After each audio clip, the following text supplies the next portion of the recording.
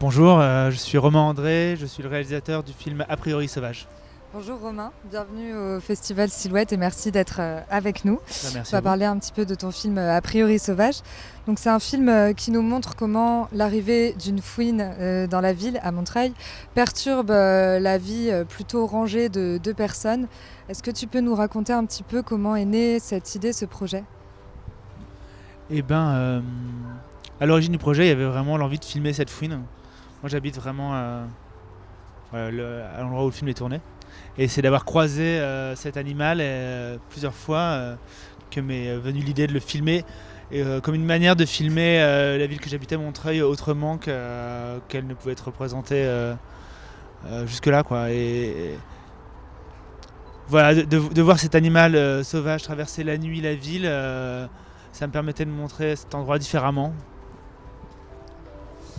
Euh, c'est un film qui a un dispositif particulier puisqu'on a donc une relation entre deux personnages qui est épistolaire et par mail uniquement. Et pour le spectateur, on entend uniquement la voix de la femme qui lit les mails, etc. Mais jamais on entend l'homme. Est-ce que tu peux nous parler un petit peu des raisons de ce choix? Qu'est-ce qu'il y avait derrière ces volontés-là? Et ben, en fait, c'est un choix qui est venu des origines du projet. C'est-à-dire qu'au tout début de l'écriture du scénario, les personnages n'existaient même pas à l'image. Donc c'était vraiment l'idée de filmer cette ville et de filmer cet animal sauvage qui traverse la ville et de créer en off cette narration d'un personnage féminin qui viendrait donner à un autre personnage une information sur un animal sauvage que ce premier personnage rencontrerait. Et, et du coup, la fiction, elle est arrivée comme ça par la nécessité de médier un savoir sur l'animal. Et aussi, un peu de mon avis, de faire des films de fiction, mais c'est une autre histoire, ça. Et du coup, petit à petit, les personnages se sont incarnés. On a décidé d'abord de filmer l'homme, enfin d'incarner l'homme dans le scénario, à l'image. Et puis le personnage féminin encore un peu plus tard. Et voilà, du coup, n'avoir qu'un côté de cette relation épistolaire, c'est vraiment un stigmate du déroulement de l'écriture du film. D'accord. À travers cette histoire, finalement, le film traduit un aspect assez bureaucratique du monde du travail, enfin tel qu'il peut exister. Est-ce que tu peux nous parler un petit peu de cet élément, de ce volet du film, du monde de travail et le côté un petit peu protocolaire, enfin voilà, ce que ça peut chez les personnes qui le vivent? En fait,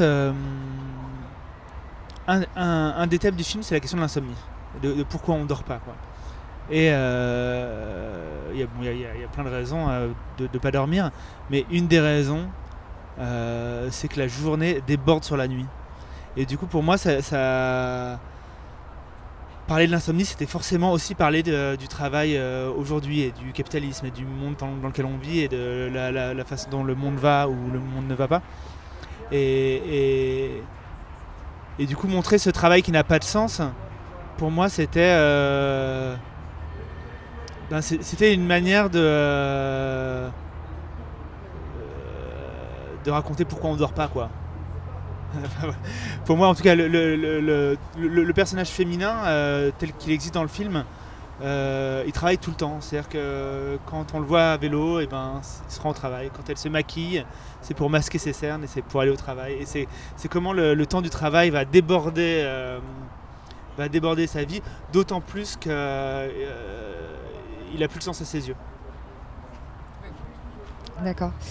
Et un autre aspect du film, c'est le film se passe donc à Montreuil et on est énormément à l'extérieur et on reconnaît vraiment une esthétique de la banlieue, un gros travail sur la mise en scène de la ville. Est-ce que c'était important pour toi le choix de ce lieu, de ce décor?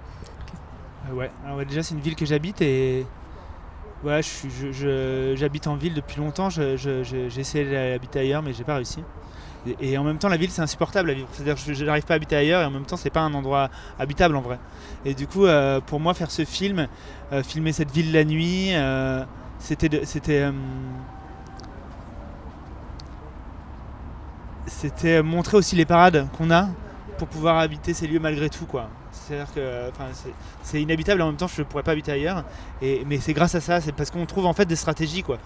Et que Montreuil la nuit, un Montreuil sans voiture, sans gens, avec des animaux sauvages, et ben tout d'un coup ça rend cette banlieue vachement plus habitable. Et voilà, c'est une manière d'investir la ville, c'est une manière de contourner ce qu'elle peut avoir d'insupportable. Et ouais, et du coup d'arriver finalement à représenter cette ville telle que je peux l'aimer quoi. Tourner la nuit en extérieur avec des fouines, je sais pas comment ça s'est passé. Et ben en fait on a tourné c'était un très long tournage. C'est-à-dire qu'on a passé 3 semaines. Enfin, le tournage du film en tout ça a duré 4 semaines, ce qui est complètement dingue pour un court-métrage. Et sur ces 4 semaines, il y a 3 semaines qui étaient un tournage nocturne dans Montreuil pour essayer de filmer la fouine. Alors moi j'avais déjà plusieurs étés durant fait des repérages, essayer de voir à quelle heure la fouine passait, où, etc. Et du coup voilà, c'était avec une partie de l'équipe, pas avec toute l'équipe du film, et c'était passer des heures la nuit à Montreuil à attendre que la fouine passe. Et des fois à attendre avec l'acteur parce que c'était très important pour moi qu'à un moment donné au moins l'acteur principal et la fouine se rencontrent dans le plan. Il fallait, voilà, le film est beaucoup construit en raccord regard, voyons vu quoi. Mais je voulais au moins qu'à un moment donné ils soient en coprésence, et du coup ça voulait dire qu'il fallait que l'acteur attende derrière moi, derrière la caméra, que la fouine passe et qu'on lui crie rentre maintenant dans le plan, la fouine est là, etc. pour qu'ils puissent se rencontrer. Mais non, du coup c'est un temps un peu fou de passer avec une équipe dans le silence, la caméra posée, attendre que la nuit passe. C'était vraiment un chouette tournage pour ça. Et enfin, est-ce que tu as des projets pour la suite ? Est-ce que tu as un autre film en préparation ? Et ben ouais, j'essaie d'écrire. Voilà. Je travaille à un scénario qui n'est pas encore abouti, de court-métrage encore.